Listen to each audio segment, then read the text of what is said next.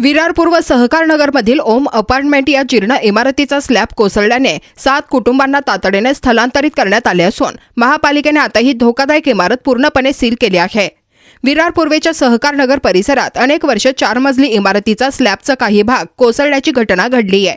मंगळवारी संध्याकाळी 5:15च्या सुमारास ही घटना घडली। यात कोणत्याही प्रकारची जीवितहानी झाली नसून यात राहणाऱ्या 7 कुटुंबांचे तातडीने खाली करून त्यांचे स्थलांतर करण्यात आले। विरार पूर्वेच्या सहकार नगर परिसरात ओम अपार्टमेंट नावाची 4 मजली इमारत आहे। अनेक वर्ष झाल्याने ही इमारत जीर्ण अवस्थेत आहे।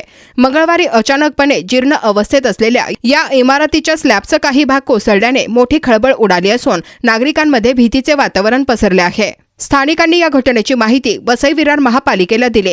माहिती मिळताच महापालिकेचे अधिकारी व कर्मचारी यांनी घटनास्थळी धाव घेत त्यात राहत असलेल्या 7 कुटुंबांना तातडीने बाहेर काढून सुरक्षित स्थळी हलविण्यात आले आहे। ही इमारत जीर्ण झाली असल्याने अनेक सदनिका या खाली होत्या। यातील केवळ 7 सदनिकेत नागरिक राहत होते। त्यांना सुरक्षितपणे बाहेर काढून त्यांच्या पुढील राहण्याची व्यवस्था करण्यात येणार असल्याचे महापालिकेने सांगितले आहे। याशिवाय सद्यस्थितीत ही इमारत सील केली असून याचे संरचनात्मक लेखा परीक्षण करून घेतले जाणार असल्याचे महापालिकेने सांगितले। या घटनेत कोणत्याही प्रकारची जीवितहानी झाली नाही। या घडलेल्या घटनेमुळे नागरिकांमध्ये भीतीचे वातावरण पसरले आहे। वसई विरार महापालिकेने स्लॅब पडण्याच्या घटनेनंतर ही इमारत सील करण्याचा निर्णय घेतला। मात्र इमारत सील करण्याच्या निर्णयामुळे काही काळ येथील नागरिकांनी गोंधळ घातला होता। 2 दिवस राहण्यास द्यावे असा हट्ट महापालिकेकडे धरला, तर ज्या विकासकाने ही इमारत बांधली त्यानंतर त्याने दुर्लक्ष केले असल्याचा आरोप येथील रहिवासी लक्ष्मण बालवे यांनी केला आहे। इमारतीच्या स्लॅब कोसळल्याची घटना समजताच महापौर अजीव पाटील यांनी घटनास्थळी जाऊन पाहणी केली। यावेळी त्यात राहणाऱ्या कुटुंबांची भेट घेतली। येथील नागरिकांनी आम्हाला इमारतीमध्येच राहायचे आहे असा आग्रह धरला, मात्र त्यांनी त्यांची समजूत काढली। महापालिकेकडून येथील जे नागरिक होते त्यांच्या राहण्याची व्यवस्थाही करण्यात येणार असल्याचे त्यांनी सांगितले। अपार्टमेंट इमारत आहे आणि त्याच्या